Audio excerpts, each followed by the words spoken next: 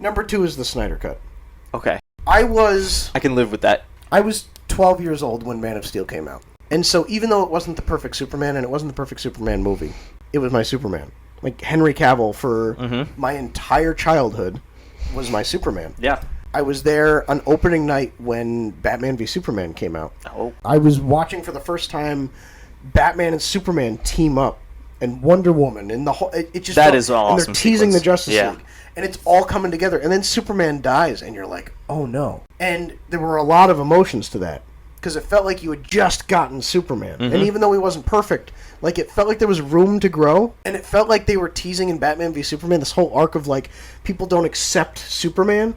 And so you had to believe, like, when you're sitting there watching it opening night, there has to be an arc here where there's some sort of a Superman redemption, where he is on the up and up at the end of all this, and then he dies. And then the original cut of the Justice League comes out, and it is one of the worst movies ever. And I was crushed, because I was like, I know that's not the movie that we were going to get. And now it feels like I don't have any payoff for this character that means the world to me. You go through 2017, 18, 19... and you're like, gosh, dude. Like, I can't even look at Man of Steel. Can't even look at Batman v Superman now because of how much I hate Justice League. And then the Snyder Cut is announced. And, dude, like, that was something. There were social media campaigns. There were posts. The fans pooled their money together and bought a billboard in Times Square. So, like, the release, the Snyder Cut was just in Times Square. There were highway billboards. Like, it was everywhere.